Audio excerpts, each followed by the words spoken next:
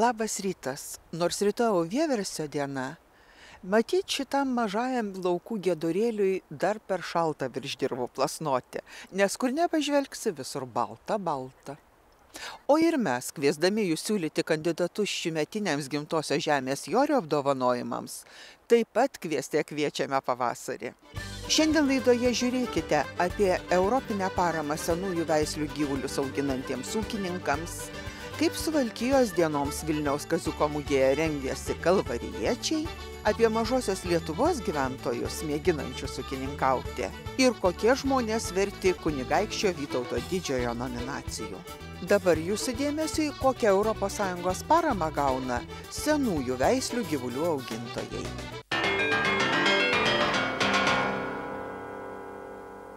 Viena iš Lietuvos prioritetinių žemės ūkio krypčių, pradėjusi įgyvendinti įvairias gyvulininkystės skatinimo programas, apie šią ūkininkavimo sritį galvojantiems žemdirbiams vis aktualesnis tampa ne tik augintinų gyvulių, bet ir tinkamų jų veislių pasirinkimas. Gyvulių augintojų praktinės problemas gerai žinantys mokslininkai, renkantis iš gausybės šiuo metu siūlomų pramoninių veislių, siūlo pagalvoti apie galimybės auginti senųjų tradicinių lietuviškų veislių gyvulius. Senosios veislės susiformavo mūsų, pavyzdžiui, šalyje, mūsų sąlygose, prie mūsų turimų pašarų ir jos yra labai gerai prisitaikę, jos yra gana atsparios. Mūsų šalyje nykstančiomis ir saugotinomis pripažintų senojo genotipo veislių gyvulių augintojai gali naudotis Lietuvos kaimo plėtros 2007-2013 metų programos antrosios krypties priemonės agrarinės aplinkosaugos išmokos numatytą paramą. Senųjų veislių programoje dalyvaujantiems gyvulių augintojams 5 metus mokamos kasmetinės išmokos, kurios gali siekti beveik 700 litų už veislinį gyvulį. Prieš kergimą reikia vis sugrupuoti į grupės ir tada įleisti joms skirtus avinus.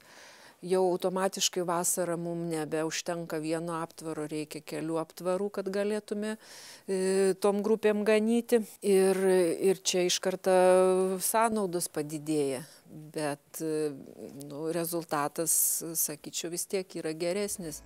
Nors Lietuvos juodgalvės avys mėsingumu nusileidžia kai kurioms Lietuvoje auginamoms atvežtinių veislių avims, jos kur kas rečiau serga ir susilaukia daugiau palikuonių. Lietuvos kaimo plėtros 2007-2013 metų programoje numatyta parama besinaudojanti ūkininkė sako, kad šios veislės išsaugojimas svarbus ne tik istoriniu požiūriu. Lietuvos juodgalvės puikiai tinka mišrinimui su mėsingesnių atvežtinių veislių avimis.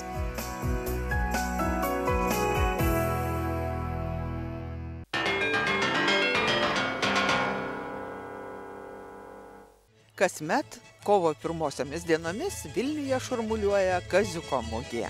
Jau tapo įprasta, kad joje galima pamatyti ir vieno kurio nors Lietuvos regiono tradicinę ir šių dienų kultūrą. Anksčiau jau įvyko Dzūkijos, Aukštaitijos, Žemaitijos dienos. Šiemet susipažinsime su Suvalkija. Kaziuko mugei ir Suvalkijos dienoms joje rengėsi Kalvarijos krašto menininkai, amatininkai, muzikos ir teatro kolektyvai. Visi labai su džiaugsmu ruošia programas, nori kuo gražiau pasirodyti, kadangi mes bendraujame ir apjungiame ir amatininkus, ir literatus, ir meno mokyklos kolektyvus, ir mūsų centro, ir tuos kolektyvus, kurie ir nepriklauso kultūros centrui, su visais jau pasikalbėjom, pasitarėm, įsidėsim ką, kaip darysim. Visi jau ruošiasi, puošiasi, nori nustebinti gražiomis eitynėmis įspūdingomis, pasipuošti kalvarietiškai šalikais, Sūduvių krašto personažai iš Amerikos pirtyje žygiuos ir mūsų koncertus Kalvarijos jie taip pat apjungs. Pamatys agotėlę ir kriaučių vinculį.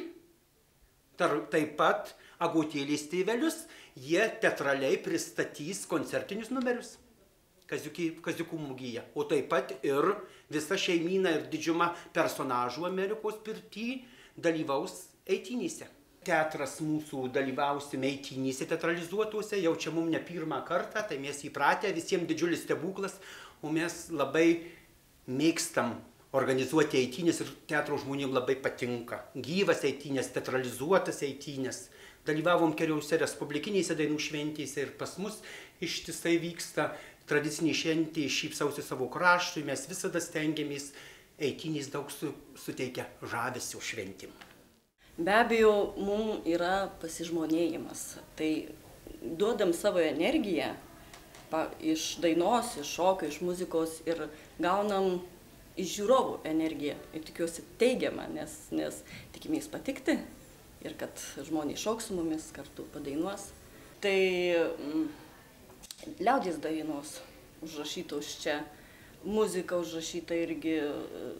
Stengiamės, aišku, Kalvarijos krašto kuo daugiau, bet yra šitas kraštas tuo įdomesnis, kad mes jau esam prie dzūkų ir turim ryšį, net ir tarmė šiek tiek skiriasi negu Vilkaviškio, pavyzdžiui.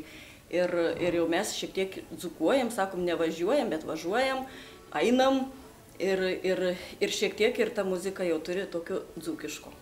Kovo 2 dieną mes atstovausim Sūduvos regioną. Visi mūsų kultūros centro kolektyvai tam tarpe ir mes. Geranoriškai, su linksma muzika ir su gera nuotaika mes tikrai važiuosime į tą šventę. Iš 12 kolektyvų narių, tai galima sakyti, kad mes ir jie tarpusavy giminės, o dabar laikui bėgant mūsų irgi giminės, labai daug giminių buvo. Išėjo tai smuikininkė jau mergina. Kaimynų anūkė jau pasišnekinu, mergaitė baigė šiais metais meno mokyklą smuiką ir saksofonistas mūsų jau apsivedė Klaipėdą, išvyko Poviliukas, tai jau teko dabar pasišnekyti mergina, mano te kaimynystė netoli gyvenančią Elegiją. Labai šauniai pučia mergina, baigus ir akordeoną meno ir saksofoną.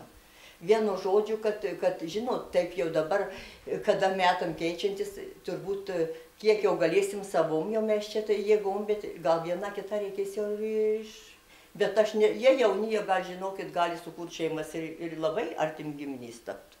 Kadangi čia jau negali žinot, kas gali čia mūsų tam kolektyvė atsitikti. Kalvarijoje buvo, Marijampolėje buvę, groję Panevėžy, paskui Šiauliuose dar čia anksčiau prieš kokį 8 ar 10 metų, suprantat. Mes tokius darydavom turus, tokius dabar paskutinį, dabar ruošiamės turą per Lietuvą su 2000-ųjų koncertu.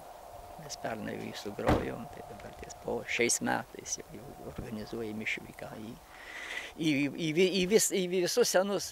Ir tai bus, kad kitur būsim tik po 20 metų pasirodysim, kai buvom, pavyzdžiui, Žemaitijoje ir taip toliau, suprantat. Lenkijoje koncertuoja, mes bendravome su Lenkais, čia mūsų Valtijos krašto, su Lenkų garsių folkloros ansambliu Pograničia, kuris čia yra susibazavęs Sipliškėse. Ir tas Jūsef Murovskis, tai čia jo šeimos Lietuvoje gimtinė dar čia yra kažkur. Mes ir esam, ne tik tai, kad mes, nors kas vadinamės Jungėnų kapela, gegužio žydai, tai nuo 79 metų, jau sekančiais metais spręsim mes 35-metį. Tai bet mes irgi esam Kalvarijos savivaldybės, Jungėnų kaimo kapela, gegužio žiedai, savivaldybės. Žinoma, centras turi savo ten kapelą, bet mes vis tiek esam savivaldybės. Mūsų grupė yra 13 žmonių dabar. Bet visi dirbantieji, vienas studentas yra, kiti vis dirba žmonės. Pradžioje gal buvo tokie daugiau šeimininės, o paskui plėtėsi. Suprantat, ką vienas, 2, 3 nepadarysi, suprantat. Nes reikia kitaip, jeigu bus pastovi kapela, kur jūs įims, tik to bus profesionaliai, dirbs, suprantat, išsilaikys iš to, suorganizuos bendryje ar bendrovę, ar ką, suprantat, gali silaikys, bet tai yra tam atskirai žmonių, o šiaip, kada tik mėgėjiška tokia, kas gali, kas ir taip toliau, suprantat. Mes beveik dabar žiemą čia turbūt į pertraukimą, tai kiekvieną trečiadienį jau čia repeticijos. Marijampolėje gyvena 5-6 Marijampolėje, ir čia mes, kalvariečiai, 7. Po pertraukėlės tęsime pasakojimą apie kalvariečius, kuriuos galėsite matyti Vilniaus Kaziuko mugės Suvalkijos dienose. Supažindinsime su Mažosios Lietuvos gyventojais, mėginančiais ūkininkauti, ir pasakosime, kokie žmonės verti kunigaikščio Vytauto Didžiojo nominacijų.